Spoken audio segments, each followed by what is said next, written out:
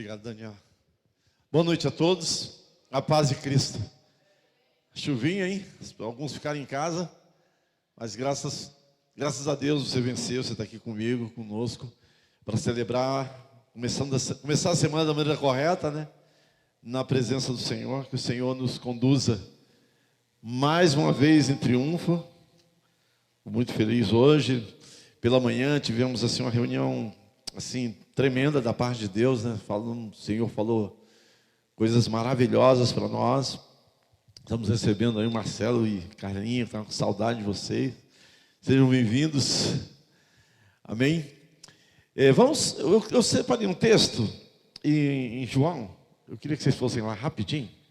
É a respeito desse momento aí da mulher samaritana, né? Mas eu quero ler só uns versículos, mas eu quero fazer menção mesmo de um fato no livro de Juízes que eu comentei pela manhã e eu quero comentar também agora à noite. Eu sinto no coração de compartilhar com a igreja esse momento triste da história de Israel, né? Mas eu vou ler primeiro lá em o Evangelho de João. Mas eu vou compartilhar com os irmãos um fato que aconteceu no livro de Juízes, né? Então é mais de 3.000 anos atrás. Só que eu vou compartilhar uma tragédia, mas há 3.000 anos atrás, né? Ou mais. Só que isso parece que é bem recente nos nossos dias, né? As tragédias estão acontecendo a cada momento nas famílias, nas casas, e nós estamos vendo esse mês de maio já com tantas notícias, tantas tragédias fora do Brasil, no Brasil, guerras, rumores de guerras, muitas pessoas, as pessoas estão sofrendo, se machucando, se ferindo muito. As pessoas estão buscando felicidade e cada vez estão vivendo momentos mais difíceis na vida. E nós tivemos assim, nessa semana aí, eu fiquei sabendo há pouco tempo, e eu não peguei muitos detalhes, mas ficamos sabendo que uns jovens de 16 anos tirando vida da família, né? Aconteceu em São Paulo. Se eu não me engano, acho que dia 17, um jovem de 16 anos mata o pai, a irmã aparece, morre também, a mãe não estava em casa, e na sequência ele aguarda a mãe chegar e em silêncio, e a mãe chega e ele mata também, e assim, parece coisa assim, poxa, como é que está acontecendo? Aconteceu isso há 3.000 anos atrás, né? Mas a Bíblia fala que a iniquidade, ela está se multiplicando, né? Porque o amor está esfriando. Mas os homens não sabem o que é o amor, né? E nem mesmo sabem o que é iniquidade, mas nós vivemos dias muito difíceis, né? Não só no Brasil, em todos os lugares, em todos os estados, todas as famílias passando por momentos difíceis. E a mãe chega em casa e o jovem de 16 anos atira no rosto da mãe. E na sequência passa 3 ou 4 dias convivendo com os cadáveres mortos ali, uma coisa assim, macabra, né? E teve um momento, inclusive a mãe já morta, o jovem vai e pega a faca e assim expressando muito ódio, muita malignidade, né? Passado não muito tempo, uma semana depois, acontece no Rio de Janeiro, em Jacarepaguá, por coincidência, um menino de 16 anos, agora de uma maneira mais horrenda ainda, tira a vida da família com golpes de martelos. E não tem como não comentar, chega no domingo e nós estávamos aqui hoje, na igreja reunida e... vamos falar sobre esse assunto, mas nós não temos culpa de nada disso, é verdade. A igreja não tem culpa. Aliás, a última coisa que existe no planeta Terra hoje é culpa, porque os homens não sabem, né? Mas o sangue de Jesus removeu toda a culpa, mas colocou uma outra palavrinha no lugar da culpa. Não sei se vocês sabem, mas há uma outra palavra que substituiu a culpa e é pior do que a culpa, que é a responsabilidade. A palavra de Deus diz que nós, eu e você, é a palavra que diz, né? Que você é luz. Então esse mundo vive em trevas. E esse mundo está se corrompendo, né? está apodrecendo.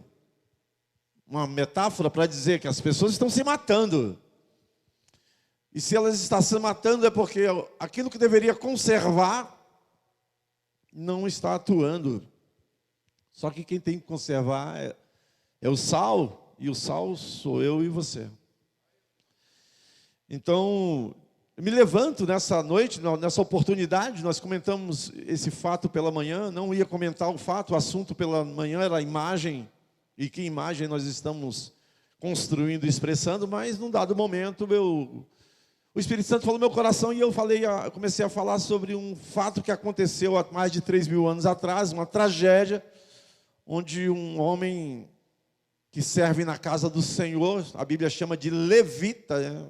Alguém que trabalha, um crente, um homem que frequenta a igreja, um obreiro, um pastor, um diácono, você, você.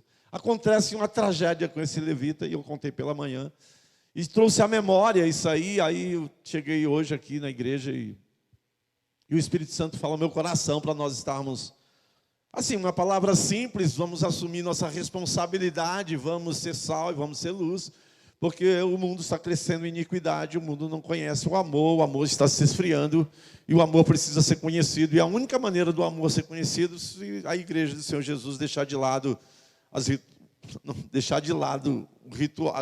liturgias, os ritos, tentando convencer Deus a fazer alguma coisa por nós, quando na verdade, infelizmente ou felizmente, não sei, Deus já fez tudo, Deus já perdoou nossos pecados, Deus já derramou o seu sangue, Deus já abriu os céus, Deus já derramou o Espírito Santo sobre toda a carne. Significa que Deus já fez a parte dele. Não sei se vocês observam os noticiários, mas sempre que nesses momentos de tragédia que estão acontecendo, sempre vem a célebre frase, né? E os pastores começam a tentar responder essa frase: aonde está Deus, né? Onde está Deus nas tragédias? Onde está Deus morrendo as pessoas no Rio Grande do Sul? Onde está Deus nessa família de Jacarepaguá? Onde está Deus lá em São Paulo? Onde está Deus lá na faixa de Gaza? Onde as crianças estão morrendo? Onde está Deus? Mas a pergunta que o Espírito Santo fala: onde é que está a igreja? Aonde está a igreja? E o que a igreja está fazendo? E hoje é domingo, né? E nós estamos aqui celebrando a Deus, e nós estamos celebrando o quê? As tragédias ou as suas vitórias circunstanciais? Porque alguns entraram aqui nessa noite, talvez com uma história de vitória essa semana, esse mês, esse ano. Mas como eu tenho falado com os pastores, nós não celebramos circunstâncias, porque circunstâncias são só circunstâncias. Às vezes são boas, às vezes são ruins. Nós não temos controle sobre elas. E nós não devemos nos comprometer, porque nós gostamos do comprometimento para assumir controle, né? Falando em controle, Deus fala assim: olha, vocês gostam do controle porque vocês gostam de manipular o processo a favor de vocês. Então, vocês gostam de jurar, porque quando vocês juram, parece que alguma coisa vai acontecer como resultado bom, se você jurar de alguma maneira. E Jesus vem nos ensinando: não jure por nada, nem pelos céus, porque os céus é o trono de Deus. Não jure pela terra, porque a terra é o extrato dos pés dele. Não jure por Jerusalém, se é assim que vocês quiserem, porque Jerusalém é a cidade do grande rei. Mas aí as pessoas não entendem nada essa metáfora, e ele fala assim: então eu vou botar a quarta coisa, talvez você entenda: não jure nem por um fio de cabelo seu. Primeiro, porque o céu é trono de Deus, porque a terra é extrato dos seus pés, porque Jerusalém é a cidade do grande rei. Parece poético e pode dar música, mas nós não entendemos nada. Mas aí no quarto momento, o Espírito Santo fala: então vamos fazer o seguinte, vamos falar de cabelo, talvez você entenda, já que de trono e de céus e terra nós não sabemos de nada. Mas não jure nem pelo um fio de cabelo seu, sabe por quê? Porque você não pode torná-lo branco, porque você não tem controle. Você não tem controle nos céus, você não tem controle na terra, você não tem controle na cidade do grande rei, você não tem controle. Nós não temos o controle. Nós gostamos de controlar porque nós gostamos do resultado do processo. Os homens entram em desespero quando perdem um controle. Nós queremos tudo sobre o controle humano. Mas que tal deixarmos de lado assim esse meio que, Senhor, eu não tenho controle de nada, mas eu posso assumir a responsabilidade. E quem pode assumir a responsabilidade a não ser eu e você? Uma igreja que entendeu em João, não é? No capítulo, quero ler esse versículo, depois eu vou contar a historinha rapidamente. João capítulo 4, vamos ler com o pastor. João 8:34. João 4:34, perdão. João, Evangelho de João 4:34. Esse texto aqui é da mulher samaritana, então esse cântico nós cantamos agora, então ele foi inspirado por mim, pelo meu coração, que o Espírito Santo encheu meu coração. E na segunda-feira nós vivemos, né, Deinha? Esse cântico, dá-me de beber, pois tenho sede e tal. E era esse texto de Evangelho de João, capítulo 4, estava no meu coração desde domingo passado. Eu passei para o Ministério de Música ensaiar essa música e nós estávamos ministrando hoje à noite. Então já era uma palavra que estava no meu coração desde a semana, há 7 dias atrás, para falar sobre a respeito de deixar o cântaro, né? Deixar o cântaro. Por que cântaro, pastor? Porque cântaro era a garrafa que a mulher andava e ela esvaziava. E quando esvaziava, ela voltava lá para encher meio-dia, num poço de Jacó, conforme nós cantamos e nós conhecemos bem essa passagem. Ele esvaziava e enchia, até que se encontra com Jesus. E Jesus tinha uma fome e uma sede, e é esse texto que eu vou ler com vocês. E vamos avançar um pouquinho naquilo que o Espírito Santo quer falar conosco. João 8:34 diz: disse Jesus, a minha comida é fazer a vontade daquele que me enviou. Eu queria sim abrir uma aspa, rapidamente, parênteses, e dizer assim que quando Jesus fala que a comida dele é fazer alguma coisa, Jesus ele não está querendo dizer para nós assim, tipo, ó, isso é eu que faço, vocês são pessoas simples e vieram aqui para que eu possa ajudá-los. Não. Jesus, quando ele apresenta, quando o Espírito Santo apresenta Jesus, ele apresenta uma referência. Ele apresenta um testemunho de vida a ser imitado, né? Jesus vem para dizer assim, olha, vocês olhem a minha vida, vejam como eu falo, como eu faço e façam iguais. Eu estou dizendo assim, vocês são luz, então eu vou te ensinar como é luz, me imitem. Vocês são sal, e você quer saber como é ser sal, então olhe para mim. Então Jesus ele não vem mostrar o poder dele de fazer da areia virar sal. Ele não vem também fazer do poder, fazer uma mágica e aparecer luz. Não, ele veio como um homem, como eu e você. Jesus, de carne e osso, assim, eu e você, um Jesus, nascido do ventre de Maria, esvaziado de todo o poder. Ele vem para mostrar para você, olha, é assim, é assim, é assim que faz. A nossa fome tem que ser essa. E é essa fome que nós vamos ler aqui agora, que é a responsabilidade que a igreja assume, se ela entendeu que a mesma fome de Jesus deveria ser a sua e a minha. Só que a nossa fome normalmente é circunstancial, né? A nossa fome normalmente é a nossa situação, né? É na proporção da situação. Se a situação está ruim, eu quero melhorar a situação, para aí a minha fome saciei. A situação melhorou, passou a fome. A situação ficou ruim, fico com fome. Então eu fico desesperado, fico sem controle.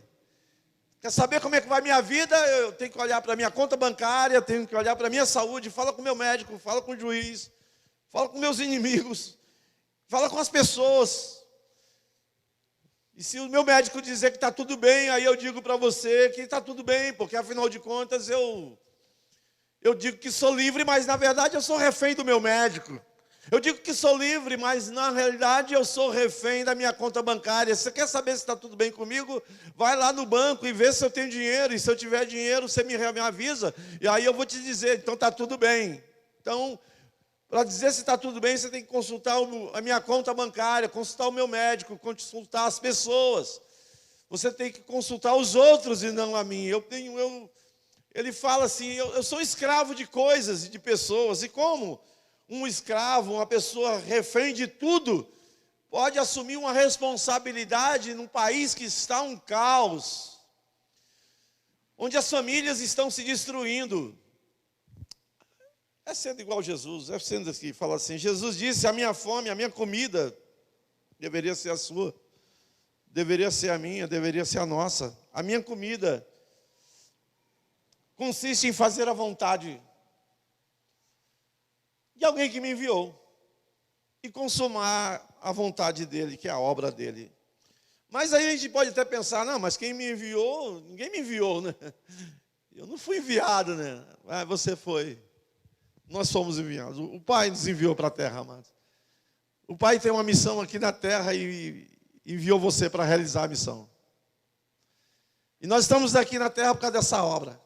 Assim como Jesus veio para ser o primeiro, para realizar essa obra, Deus chamou você e eu para realizar essa obra. Para que os dias sejam um dia de paz, para que os dias sejam um dia de refrigério. E por que Jesus responde assim para os discípulos? Porque eles foram comprar comida para Jesus, e quando ele volta, Jesus estava satisfeito, porque Jesus teve um encontro com uma mulher que tinha muita sede, uma mulher que estava com muita carência, muita dificuldade, e ele conseguiu se encontrar com aquela mulher, e ela recebeu dele, percebeu que eu tinha uma opção de viver à mercê de um poço, ou eu poderia ser uma fonte. Eu posso deixar um cântaro, uma garrafa, e ir buscar água todos os dias, numa circunstância, mas eu posso ter dentro de mim uma fonte que pode saciar a sede da rua onde eu moro, do bairro onde Deus me plantou, e eu posso ser uma fonte, eu posso ser uma bênção. E eu estou falando isso, que o Espírito Santo tinha colocado comigo nesse meu coração, desde segunda-feira, para falar sobre vocês, sobre nós sermos essa fonte que jorra. Mas aí surgindo todas essas notícias tristes na semana, esses acontecimentos, o Espírito Santo me lembra nessa pela manhã de um homem chamado Levita, não tem nem nome, né? Tem uma mulher também que morre, e essa mulher também não tem nem nome, só chama ela de uma amante, apenas uma concubina. Aliás, essa cena não tem nomes, né? Mas é uma tragédia. Não tem nome de pessoas, mas é uma tragédia que poderia ser evitada, e os homens estão cegos. Que tragédia foi essa, pastor? E eu passo a contar para vocês aqui da Bíblia, né? Para não constranger ninguém. Está lá um levita que tem uma mulher, ele chama ela de concubina.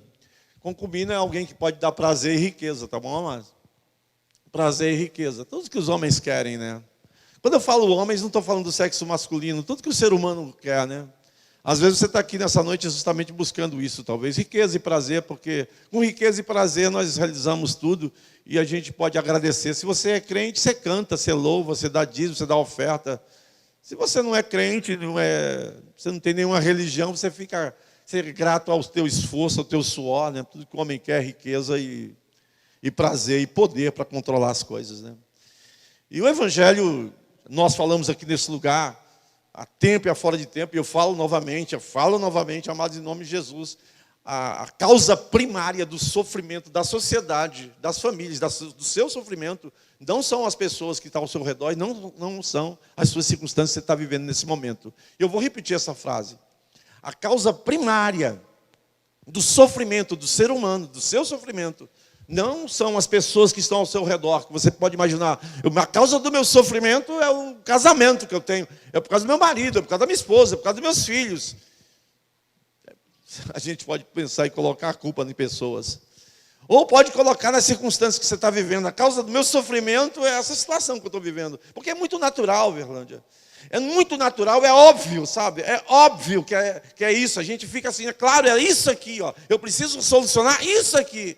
Se eu solucionar isso aqui, se eu conseguir encher essa garrafa d'água, e você enche aquela garrafa d'água, e no dia seguinte tem outra circunstância, tem outra pessoa que agora está tirando sua paz, e você precisa ir lá num poço de novo, e encher, e encher, e encher, e encher, e encher.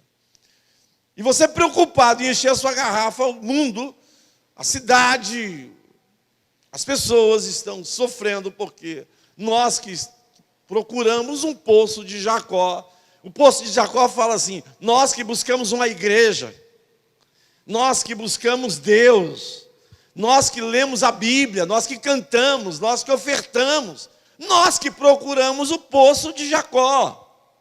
Porque Poço de Jacó fala de homens e mulheres que buscam o favor divino, através de uma religião, de alguma maneira.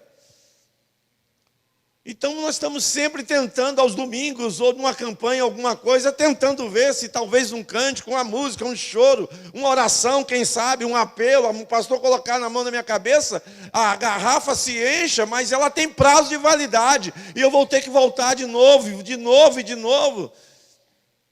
Quando Deus quer que você seja a luz e o sal numa terra, numa cidade, onde você vai fazer a diferença, porque a cidade, eu falei pela manhã isso e vou repetir, a cidade está chorando e clamando a Deus. A natureza está chorando e clamando a Deus. E a igreja é a resposta de Deus à oração da cidade de Itaboraí. Estou falando da cidade de Itaboraí, mas a igreja é a resposta da oração dos homens que nem conhecem a Deus, mas que conhecem um Criador e fala: Deus, tem misericórdia de nós, porque nós estamos perecendo. E parece que Deus não existe e não escuta a oração, mas a igreja está ocupada demais em orar e esquecer de ouvir a oração que Deus está fazendo. Vou repetir, a igreja está ocupada demais em reunir para orar, para ver se Deus se levanta, e não consegue escutar a Deus, porque Deus está nos enviando para ser a resposta de um mundo sofrendo, de um mundo violento, de famílias que estão sendo destruídas, e é nós que somos a resposta. Porque é fácil a gente falar assim: não, olha, Deus é poder, Deus está aqui, e o poder dele pode mudar a sua situação. Então eu falo: eu falei já, mas é Deus que vai fazer. Não, sou eu que vou fazer. É o meu testemunho. Não é o meu falar. Não é nem o que eu digo ou o que eu canto. Não é nem o que eu prego, é a minha vida. É a maneira que eu estou agindo. E um agir livre, não é um agir pressionado por nada, não, é um agir livre. Não é um agir a partir de uma recompensa, não, é um agir sem recompensa. É um agir sem garantia de nada. Ter a coragem de agir sem fazer negócios. Pastor, eu vou agir, mas tem alguma garantia que vai melhorar alguma situação? Não, não tem. É só responsabilidade mesmo. É só uma igreja que resolve marchar porque está indignada com a violência, com a corrupção, com o abandono, com assassinatos. E a gente pode estar assim olhando: poxa, o que a gente pode fazer? Vamos mandar água lá para o Rio Grande do Sul. Lógico que nós podemos mandar água, mas nós podemos fazer algo que Deus mandou nós fazermos. Porque a água não resolve, mas testemunho muda uma cidade. Mas presta atenção, a água é um paliativo, vai matar a sede dos meus irmãos momentaneamente. Mas o que vai resolver é Cristo em nós, e sendo manifestado em glória. Cristo em nós, a esperança que as pessoas verão o Pai através da sua vida. Cristo em nós, a esperança que a cidade de Itaboraí, a tua família, vai ver Jesus através da sua vida. E não das suas palavras, mas da sua vida. E é uma vida desprendida. Uma vida, não uma vida prisioneira, uma vida: estou fazendo isso, quero ver se eu fizer isso, o Claudinho vai melhorar. Vou fazer isso para ver se... Não, eu vou fazer, porque é a minha vocação, é igual um pássaro, eu vou voar, e eu vou voar, e eu vou voar só porque eu tenho asas, e Deus pediu para mim voar, mandou eu voar, eu vou nadar como um peixe, porque foi isso que Deus mandou eu fazer, porque é minha vocação. É isso que eu vou fazer. Então, uma igreja que entendeu a sua identidade e vai se levantar, mas não precisa se levantar por nenhum interesse. Como a gente fala na oferta: eu não vou ofertar para ter mais dinheiro, não vou dizimar para que eu tenha proteção do que eu tenho. Não é por medo, não é por ganância, não é por interesse. O homem é ganancioso, o homem é interesseiro, até ter um encontro com a palavra de Deus e se quebrantar e pedir: Senhor, socorre-me. Deixa eu assumir simplesmente a responsabilidade sem crítica. sem julgamento, sem culpa, sem medo, sem garantia, sem controle. Então, esse levita, deixa eu contar essa história e a gente caminha para o final. Para que essa história? A gente podia contar essas duas histórias aí, já foram suficiente de violência, né? É porque a igreja precisa, amado, ficar indignada contra a maldade dos homens. E a maldade dos homens, amados, não é por causa da violência, é só uma denúncia. A pedofilia, as crianças que estão sendo abusadas, o estupro, é só uma denúncia de uma sociedade totalmente corrompida, vivendo, achando que a solução dela está num poço, que a solução dela está numa situação ou em pessoas. Pessoas aqui talvez entraram nessa noite achando que o motivo da sua infelicidade é o seu casamento. Tem pessoas que acham que talvez o motivo da sua infelicidade é essa enfermidade que você tem tentado buscar a cura e não tem encontrado. Tem pessoas que acham que o motivo da infelicidade é porque a esposa deixou, porque o marido foi embora. Tem pais aqui talvez nessa manhã, ou tem pais nas igrejas hoje, sofrendo e achando assim, o motivo da minha infelicidade são os meus filhos, que não andam na presença do Senhor. Nós começamos a colocar, rotular, e a gente dá nome às nossas carências. Mas sabe, o motivo primário do nosso sofrimento e a nossa tristeza é porque nós não sabemos a nossa identidade, amado. A gente acha que é isso, mas se tudo isso tivesse resolvido, ainda assim haveria um vazio no seu coração. Porque é assim que nós temos visto nos países onde as pessoas conseguem tudo o que elas querem, elas vão embora, mano. Elas querem suicídio. Porque elas não acham sentido para a vida. Já que eu consegui tudo o que eu queria e eu continuo com essa tristeza no meu coração, então a vida não tem sentido. Elas querem partir, amado. E qual é o sentido da vida, amado? Assuma a responsabilidade de ser igual a Jesus. Só assim. Simples assim. Como é que eu devo fazer? Olha o que Jesus faria e faz igual. Quando eu for ser traído, o que você faz? Você chama o teu traidor, não de inimigo, de amigo, dá um beijo nele e fala assim, se ele tiver que fazer, você faz depressa. E você vai ficar ressentido comigo? Vou nada, de jeito nenhum. Porque eu não vim aqui para tentar arrumar amigos, eu vim para ser amigo. Eu não vim para que você me compreenda, eu vim para te compreender. Eu não vim para que você me abrace, eu vim para te abraçar. Mas foi Jesus que veio fazer isso porque nós somos carentes, né? Não, mano, é nossa, ele veio falar para você. Ele veio falar para você que você é uma águia. Ele veio falar para você que a tua felicidade está em voar como águia. E quando nós começamos a voar como águia, mas nós começamos a salgar um planeta. Nós começamos a iluminar as trevas. Porque nós estamos agora seguindo o nosso coração, segundo a vontade do Pai, e não segundo as nossas carências e os nossos desejos. É só isso, o Evangelho é só isso. É tudo isso, só nisso. E esse levita, amados, ele pega a concubina dele, prazer, dinheiro, e ele maltrata essa mulher porque ela vai embora de casa. Ela foi embora, foi maltratada, ferida. Você não conhece ninguém assim, né? Porque isso aí não acontece aqui, só acontece no Acre. Só acontece em lugares distantes, né? Homens que maltratam mulheres. Homens que ferem. E eu digo por que homens? Porque normalmente é o mais forte, né? Mas tem mulheres que ferem também. Tem pais que deveriam proteger, mas machucam. Tem pais que estupram. Que é isso? Tem pais que abusam? Não, tem, mas não é aqui não. Calma, fique tranquilo, isso é longe. Mas tem lugares, tem pais que abusam, Evandro. Olha, como é que pode? Tem pais que abusam de filhos, tem homens que batem em mulheres. E batem em esposa, espanca. E tem uns que não batem com a mão, mas batem com palavra, e batem forte, e sabem falar, e rugem igual leão. Fora de casa se comportam igual um gatinho, todo mundo. Mas estão assim. E amados, eu fico assim estarrecido, porque às vezes são levitas. O que é levita, pastor? Não é o que toca na igreja, tá? Porque antigamente falaram, né? Porque a gente entendia muito assim, né? Fulano é levita, ele toca violão, guitarra. Já ouviram isso? Não, só eu que já. Às vezes acontece. Mas não tem nada, né? É levita, serve na casa do Senhor. Às vezes está isso, está espancando. E mandou embora, a mulher foi embora, amados, voltou para a casa do pai. E foi embora, ficou 4 meses, ele sentiu falta dela e foi buscar essa mulher.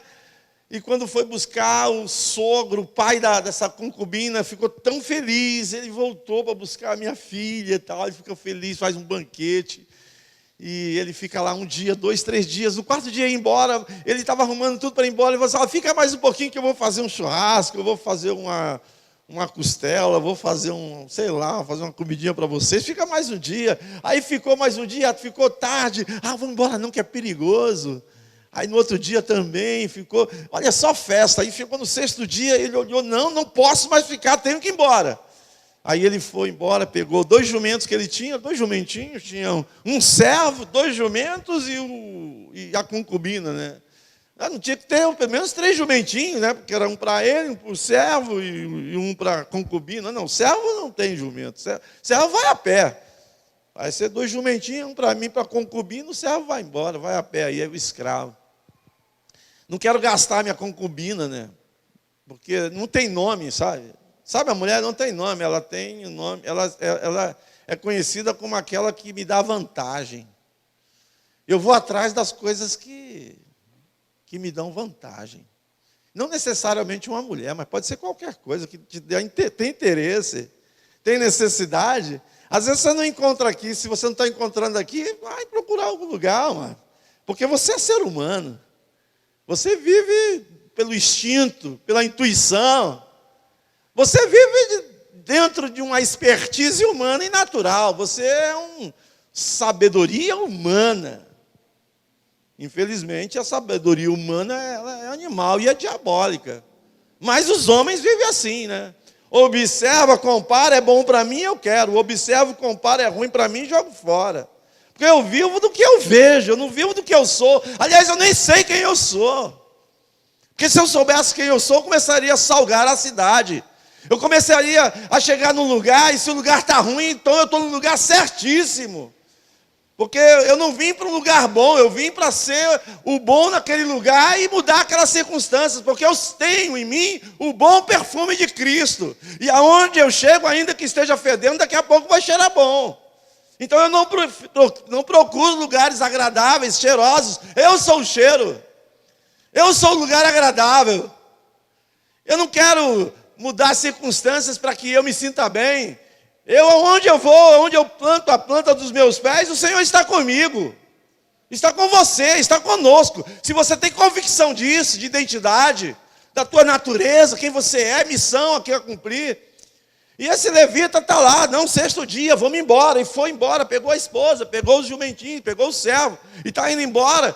Aí ele já anoiteceu e chegou numa cidade, uma cidade estrangeira, chamada Jebus. Não quero entrar em detalhes, mas era uma cidade perigosa aos olhos dele, porque não era uma cidade, não era uma igreja que poderia abraçá-lo, sabe, pastor Evandro? Porque na igreja a gente acha que ninguém vai nos fazer mal. E aquela cidade, Jebus, era uma cidade de estrangeiros, era uma cidade estranha, era uma cidade que ainda não foi tomada pelo povo de Deus. E ele falou, o servo falou, vamos dormir aqui. Aí, não, vamos dormir aqui não. Essa cidade aqui é estrangeira. Essas pessoas aqui não conhecem Deus. Vão nos fazer mal. Faz o seguinte, está anoitecendo, mas tem uma cidade ali na frente chamada Gibeá. Essa cidade é a cidade dos benjamitas. Benjamim é um dos filhos de Jacó. Benjamim é dos nossos. É do poço de Jacó. É da igreja. Eles vão nos tratar bem. Vamos para lá. Porque esse homem levita, ele sempre também quer se dar bem, né? Porque ele busca um lugar que vai ser agradável para ele. E aí ele está indo para Gibeá. Quando ele chega em Gibeá, amados, ninguém recebe ele. Não é acolhido por ninguém, fica numa praça lá. Aí chega um senhor, um ancião, e passa na praça e vê os 2 jumentinhos, a concubina e o levita.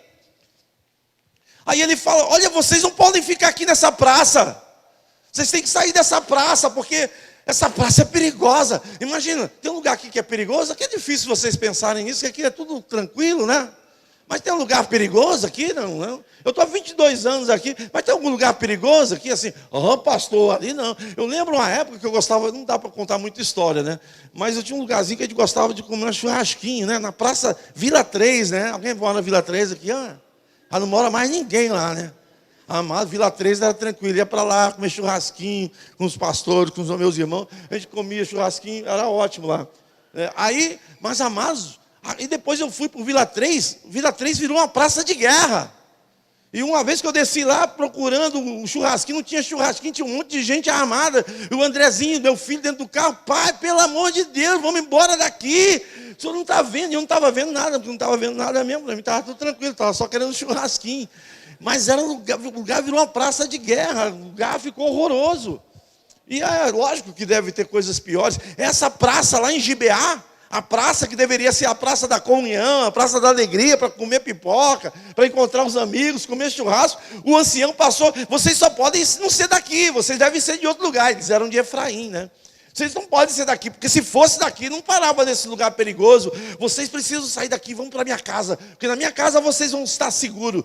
Amados, eles foram para a casa do senhor, do ancião. Chegaram em casa, quando eles trancam a porta, amados, tinha um monte de canalhas. A Bíblia fala canalhas, mas também fala que é filhos de Belial. Eram os benjamitas, homens. E sabe o que aqueles homens queriam? Queriam o levita, e queriam ter relações sexuais com o levita.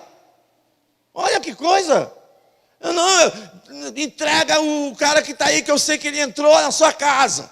E nós vamos arrombar a tua porta. Você já passou por uma situação? Não estou falando que o cara queria entrar na tua casa e pegar para fazer sexo. Mas alguém tentando arrombar a tua porta do lado de fora, uma multidão. Você pode imaginar a loucura que é, né? Aquela pressão, né, pastor Eliel? Aquela pressão, um monte de homens lá fora. Olha, entrega o levita. E os homens estão tão longe de Deus, amados, que esse senhor abre a porta. Eu falei pela manhã isso, né? E fala assim, pelo amor de Deus, não mexe com o meu convidado, eu tenho uma filha. A filha nessa hora, eu pensei assim, meu pai enlouqueceu, né? Eu tenho uma filha virgem. Eu vou entregar para vocês. Você fala assim para mim, você acha que não é loucura isso? Quem acha que isso aqui é normal? Não é normal, pastor. Isso é loucura. Mas sabe que loucura é essa? É a loucura, Daniel, do homem tentar viver segundo as suas carências, seus interesses, sua satisfação. A loucura é o que você está vivendo agora, mesmo sem entregar a tua filha virgem. A loucura é o que os homens estão fazendo hoje, mesmo sem estar no engano, do erro. Mesmo que os homens não estejam mergulhados no pecado. Porque o grande pecado do ser humano é viver longe da revelação divina.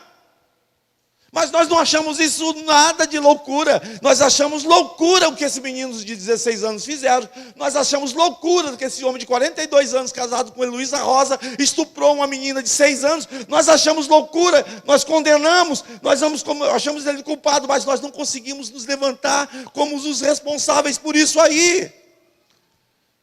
Quem matou foi fulano, quem estuprou foi Beltrano, mas eu sou o responsável porque eles são crianças, são meninos, eles são em trevas.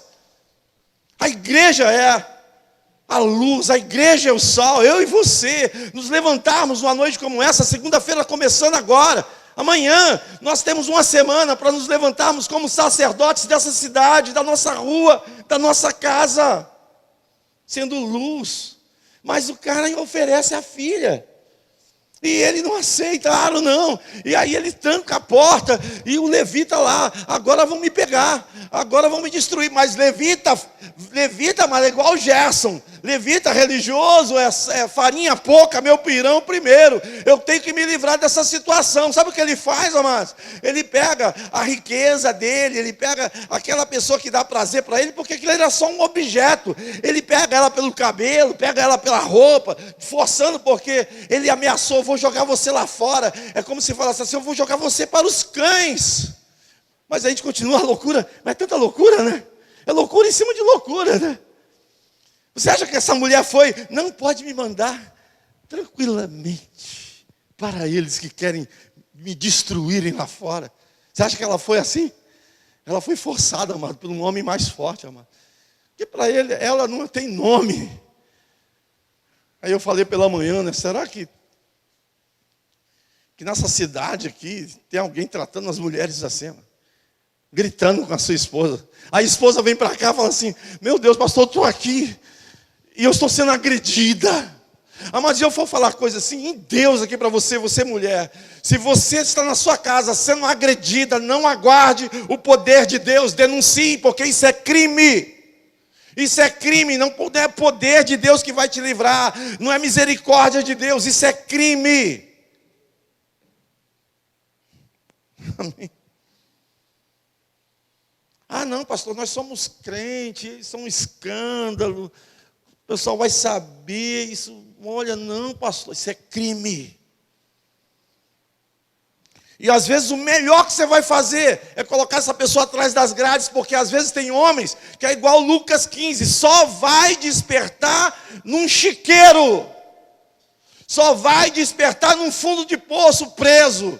E Deus, você acha que Deus quer que a pessoa desperte? Quer que desperte. Se for necessário, um chiqueiro. Se for necessário, uma prisão. Mas Deus quer que os seus filhos se despertem, acordem. Mas eu não espero que ninguém desperte em chiqueiro. Eu prefiro que despertem numa reunião de domingo, de celebração, de arrependimento, sem esperar a casa cair, sem esperar as coisas acontecerem, entender que o pecado que eu realizo está longe da revelação de Deus sobre a minha vida. Entender que o grande pecado da minha vida não é que eu estou estuprando ninguém ainda não. Eu não estou matando ninguém, pastor. Eu não estou estuprando ninguém. Eu não estou maltratando minha esposa. Amados, mas se você estiver vivendo a vida de acordo com os planos humanos e naturais, você está em pecado. Agora você durma com isso, né? Porque talvez você não saiba o que é pecado. Só te ensinaram o que é pecados.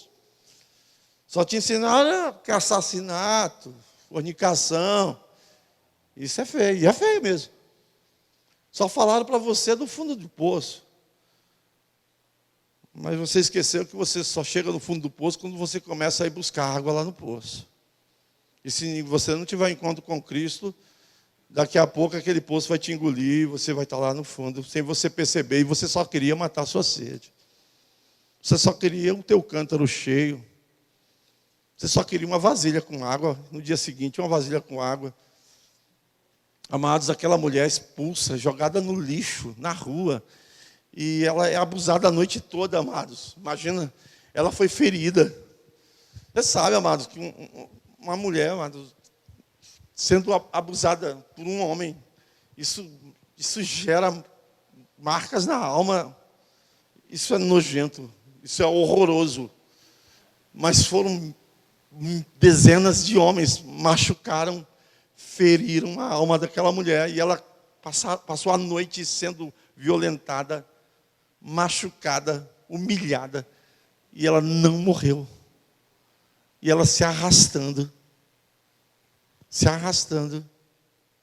chegou até a porta da casa onde estava o marido, ou o seu senhor. Ela chegou se arrastando. O homem que acorda pela manhã, abre a porta,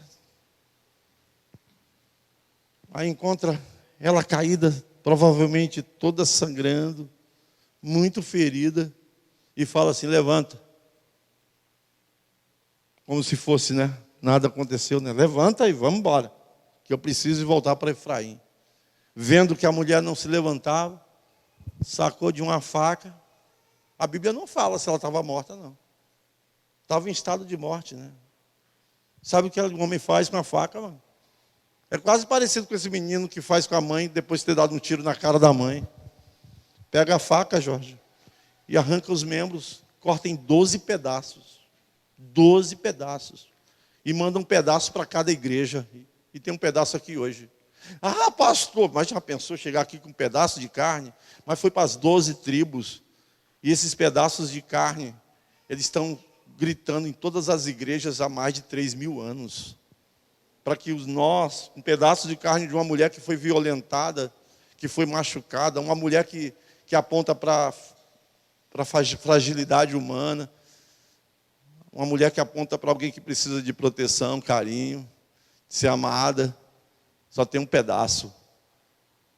E as igrejas estão indo para lá, assumir seus cultos hoje à noite, olhando cada um de nós, não para os pedaços que sobraram de uma mulher, de uma igreja despedaçada, mas olhando para o nosso próprio umbigo, meu casamento, a minha saúde, o meu dinheiro. Daqui a pouco é um pedaço seu que estará aqui. Amados, ou nós nos levantamos, ou o diabo, o sistema mundano, vai despedaçar todos. E não adianta falarmos que nós todo domingo estamos frequentando a igreja, não. Porque ou nós somos o exército de Deus vivo que se levanta contra essa impunidade. E não com espada, com violência, e nem com a fala, mas com o testemunho de Cristo. Resolver sair daqui dessa noite falando assim, eu me levanto nessa noite. Eu não sei se alguém vai me ver, porque a lâmpada só acende e pronto. Eu vou sair daqui aceso. Porque estou indignado contra esse menino que matou a família em São Paulo. Estou indignado contra esse garoto que matou a família em Jacarepaguá. Estou indignado contra esse pastor que estuprou uma menininha de 6 anos. Mas não adianta a nossa indignação. Nós temos que nos levantar. Não é para a gente estar conversando até o próximo escândalo. Até a próxima tragédia. Para esquecermos a que passou. Mas nos levantarmos como uma lâmpada. Simples lâmpada em casa. Um sal em casa. Um sal generoso. Uma lâmpada amorosa, uma lâmpada sem interesse, uma lâmpada sem carência, uma lâmpada que não está buscando benefício. Eu vou acender, mas eu quero saber o que eu vou ganhar em troca. Não tem entrada em troca, não tem comércio, não tem diabo, não tem capeta. Só Jesus, sem negócio, sem nada, não precisa de nada, não preciso prometer nada. Eu não sou uma criança, não precisa me dar um pirulito para me fazer algo. Não precisa me prometer videogame para me fazer algo. Eu me levanto como uma mulher e como um homem, porque eu não quero ver a igreja, a cidade despedaçada. Chegou um pedaço de carne aqui e não vou levantar a espada, não vou buscar culpados, eu vou buscar um responsável. E aí eu descubro nessa noite que o responsável sou eu. Não sei se você aceita isso, né? Mas o responsável é você. Por isso que a igreja é a reunião dos responsáveis. A reunião das respostas de Deus para uma cidade que está chorando. Nós saímos daqui como sacerdotes, ministros de Deus. Ele joga aquela mulher, corta em pedaços, em 12 pedaços, e manda para as tribos, 12 tribos. No dia seguinte, eu estou terminando, Daniel, vem cá, meu filho. Aí as 12 tribos, no dia seguinte, fala assim, né? Esse versículo é tão forte, eu gostaria de ler para vocês. Você coloca para mim? É Juízes 19, verso 30. 19, 30. Quase acertou, né? Cada um que a isso presenciava, é uma versão violenta, mas olha só. Cada um que ouviu o que foi falado, você estava ouvindo o que eu falei? Ele está falando assim, cada um que a isso presenciava, e aos outros diziam, nunca tal se fez, nem se viu, desde o dia em que os filhos de Israel subiram da terra do Egito até hoje. Ponderai nisso, considerai e falai. É uma versão bem branda, amados. Eu vou ler a minha. Nunca se viu, nem se fez uma coisa dessa, desde o dia em que Israel saiu do Egito. Agora vem a frase, pensem, medita. Fala para o seu irmão, pensa, medita, reflitam.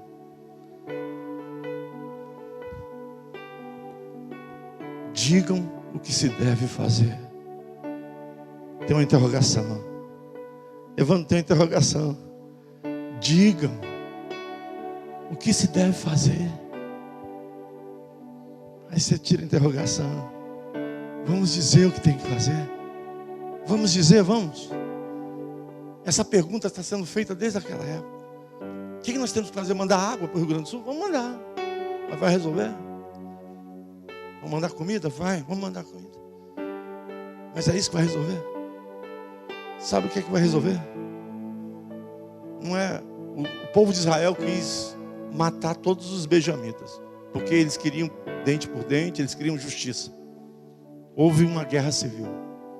Milhares, centenas, milhares de homens, mulheres, crianças morreram. Houve muito choro, muita lágrima, muito arrependimento em Israel. As tribos, depois de muita carnificina, muito sangue derramado, não só mais agora daquela concubina, mas homens morreram, jovens morreram, mulheres morreram, crianças morreram. E depois que eles mataram tanta gente, ele fala assim: e agora? Não resolveu nada. Nós só estabelecemos a justiça dos homens, né? Afinal de contas, o menino talvez fique preso para sempre. Ah, mereceu. O jovem lá nos Estados Unidos, filho de um pastor brasileiro, vai pegar 30 anos, vai sair de lá com 70, mereceu, a justiça foi feita. Será que foi feito? Isso é que é a justiça? Essa é a resposta? A resposta são os tribunais de júris que vão dar? Eles são a luz do mundo? O sangue, não há culpa, porque nós não temos culpa. Nós não fizemos isso, nós não machucamos. Pelo menos lá em São Paulo, Jacarepaguá, lá nos Estados Unidos, nós não temos culpa. Talvez tenha entre nós aqui alguns homens, algumas mulheres culpadas. Talvez tenha homens aqui culpados, porque estão maltratando e ferindo suas esposas. Talvez tenha as mulheres aqui culpadas, porque estão jogando seus filhos no lixo, machucando e ferindo. E eu não preciso passar a mão sobre a sua vida, não. Você se arrependa hoje. Você está fazendo alguma coisa errada, que tem culpa sobre você, tem culpa. Não é responsabilidade sobre a tua vida, tem culpa. Há culpa sobre você. Se arrependa hoje em nome de Jesus. Não espere vir um escândalo. Não espere a pessoa sair com saco, com roupas de saco da sua casa, e depois você colher um preço alto demais. Não espere isso, em nome de Jesus. Não espere vir escândalo. Se você entrou nessa noite, tem culpa, e eu não estou aqui atrás de culpados, mas se você tem culpa, é o seguinte: se você tem pecados, se você tem maltratado, ferido, traído. Devia falar isso em outro lugar, né? Mas vou falar aqui, né? Se você tem traído sua esposa, se você está lá em uns sites pornográficos, não, isso aqui também não realmente não tem, né? Parece uma ironia, né? Porque parece que dentro da igreja falar isso, poxa, que é isso, pastor? Que é isso, pastor? Que é isso, pastor? Quebrar tudo dentro de casa, você não faz isso, não. Acho que só quem quebrou uma samambaia 35 anos atrás fui eu, né? Tentando acertar minha ideinha. Peguei uma samambaia e brigando com ela e taquei a samambaia. Sabe o que é uma samambaia? Taquei a samambaia. Aí ela tacou a samambaia para cá. Nós tínhamos muita samambaia. Você imagina como nossa casa ficou, né? Arremessador de samambaias. Sujei a casa toda. Graças a Deus não machuquei meu amor, nem ela me machucou. Mas nós entramos na igreja, amados, para nunca mais jogar samambaia, sujar minha casa com nada, manchar minha casa. Não manche sua casa, não suje sua casa. Não grite. Para que gritar? Sabe por que você grita? Porque você quer o controle, você é forte, você é homem. Mas a mulher não grita, pastor. Grita também. Para de gritar. Mostrar poder e força, a gente não precisa gritar. Nós somos mansos porque nós conhecemos o homem mais manso da terra, chamado Jesus. Nós somos humildes, nós somos mansos. Nós não estamos atrás de culpados nessa noite, mas se você tem culpa, amado, se arrependa hoje. E se você não tem culpa, você tem a responsabilidade, aí é todos nós. Aí inclui todos nós, não tem ninguém de fora.